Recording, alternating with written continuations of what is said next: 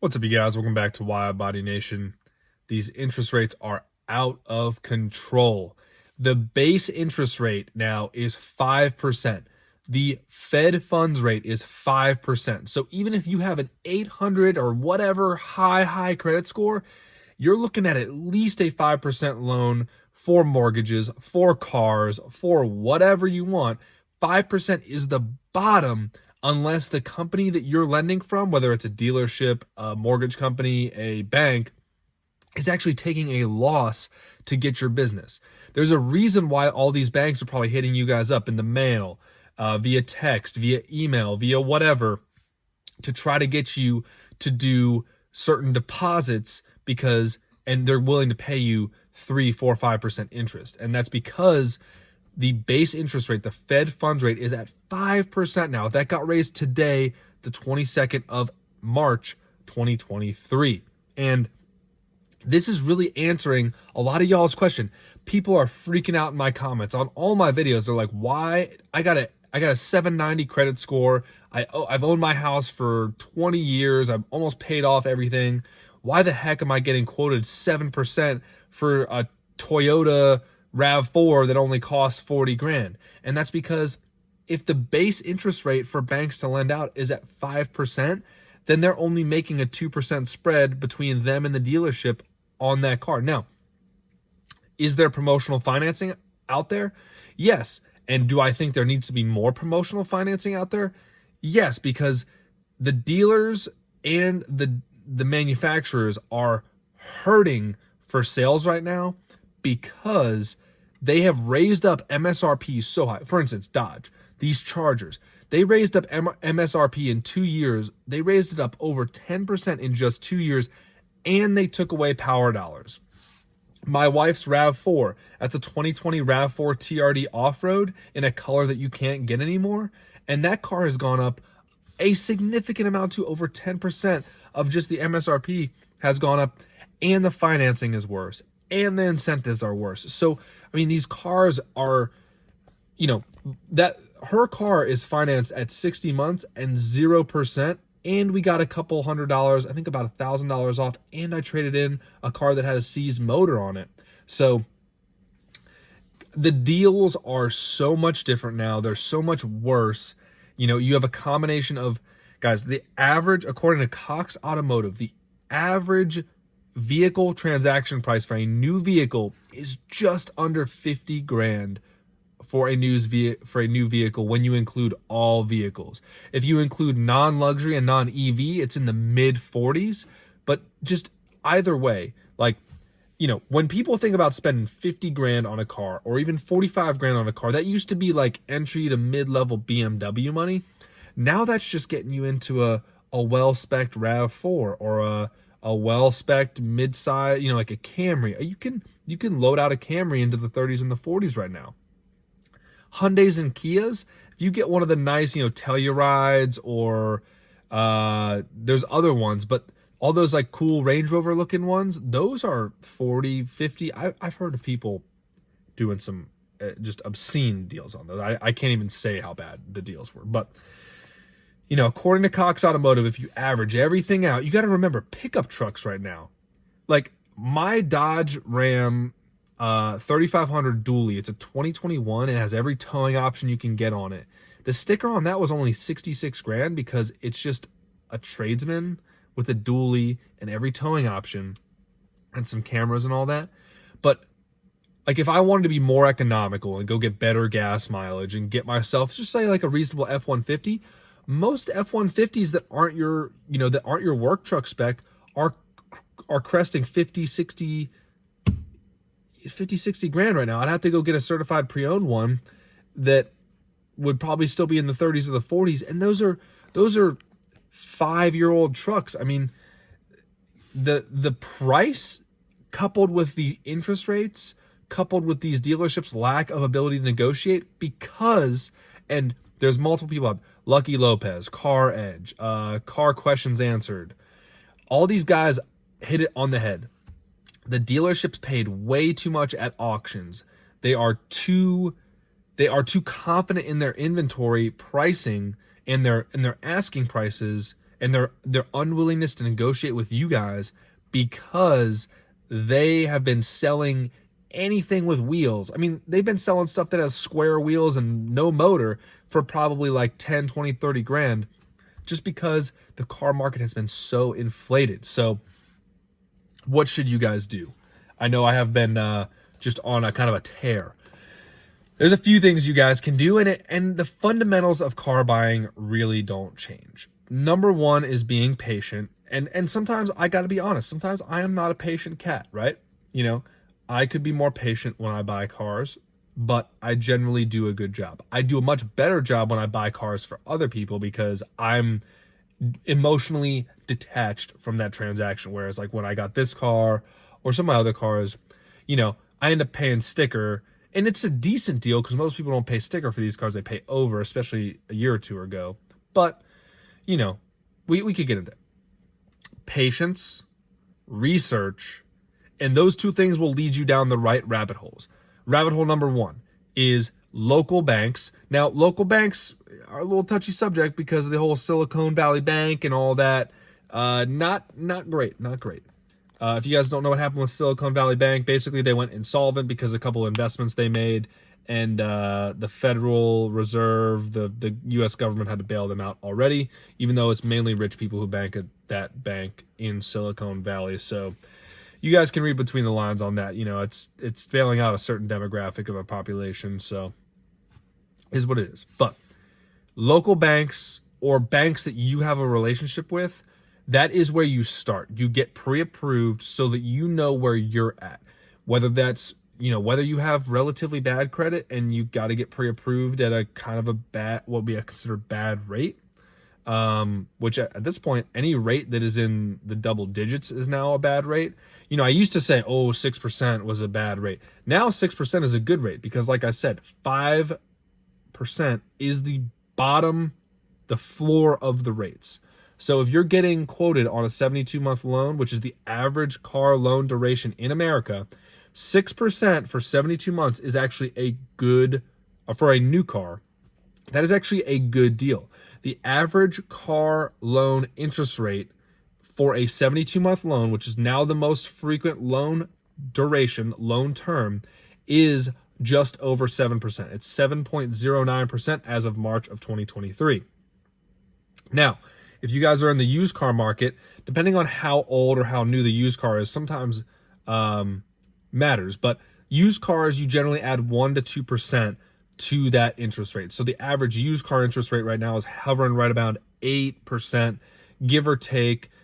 Probably take 8 to 8.5 is the average used car interest rate. Now, you know, you guys can save a little bit extra money. A lot of times you can save 0.25% or even 0.5% by doing auto pay or by going through your bank and using their car buying service, which the car buying services, I've used them before. It's just you got to do the back end work. You be like, hey, I put the lead in through you guys, Navy Fed, or hey, I put the lead in through you guys, Penn Fed. So give me that extra credit because I bought the car from the dealership. They're a certified true car dealership through Penn Fed or through Navy Fed or through local credit union, you name it, Forterra, you know, F&M Bank, whatever. Even like, you know, Chase and Wells Fargo and all them have programs. So you gotta shop around that rate, but before you get to the dealership, because you don't want to be spinning the wheel of fortune at the dealership for the first time when you are ignorant and you don't know what the best, or sorry, not what the best rate, but what your starting rate is. And part of the research that you're doing is watching this video, because this is the most current video I can offer you guys for March of 2023, late March 2023. Now, if you're watching this well into the future, obviously this will have changed. Rates might have gone up, they might have gone down, they might be around the same. But the fundamentals do not change. When you're at the dealership, there are usually wiggle rooms. It's called buying the rate down. Dealerships will and this is annoying, but they shotgun blast your credit out to 5 to 10 lenders usually, unless you specifically ask them to just do 1 or 2. And even then, even my dealerships that I've worked closely with, they've still shotgunned mine out. And I don't know if it's a system thing or if it's a personal thing, like them just not listening, or if it's a system thing, but it usually happens. So let's say there's 3 banks that are willing to loan you on a $50,000 car. Bank 1 comes back with they're all 72-month quotes. Bank 1 comes back at 7%, bank 2 comes back at 8%, and bank 3 comes back at 9%. There's a spread there, right? So the dealership will probably, well, that's the thing. It depends on if the dealership is corrupt or not, because that 9% interest rate, they may or may not want you to take that one, because maybe the spread in there, maybe the bank is going to make 2% and they'll make 2%, and that's how they get to 9%. 5% is the base rate, plus 2% for the dealership, plus 2% for the bank equals 9. But maybe the bank that quoted 7%, their margin is only 1% on top of that 5%, and the dealership can only make 1%. What I'm trying to tell you guys is that banks and dealerships can talk to each other two-way. Now, it is a little bit more helpful to be talking to dealerships and wheeling and dealing at dealerships during business hours and business days, because a lot of times they can actually call the lenders, the loan officers on the phone, and literally wheel and deal on your behalf at the dealership via the finance manager and the bank. Now,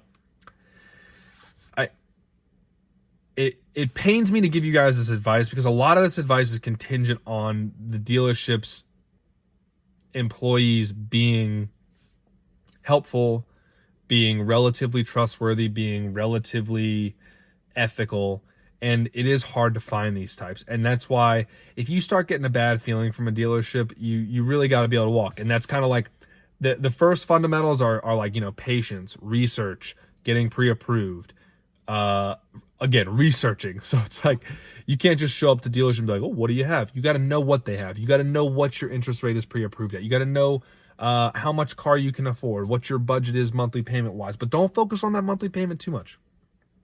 But that last thing is obviously always be willing to walk. Are a lot of cars in 2023 last calls like Dodge is doing, or the last of this, the last of that, the last whatever?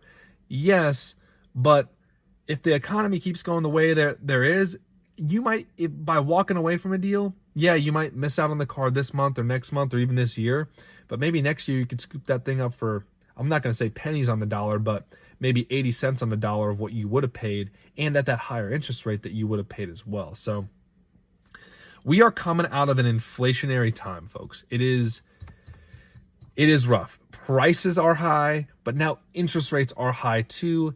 And everybody, it's like this big Mexican standoff. Everybody is kind of holding a, we'll call them fishing rods, pointed at each other. It's like, no, you buy it. No, you buy it at this price. No, you buy it. No, you pay this. And it's just like, all right, guys, you got to give me a good deal or I'm just going to go somewhere else. And that is what we teach on this channel, on all the other good car buying channels, on all the other good negotiating channels, books, all these things.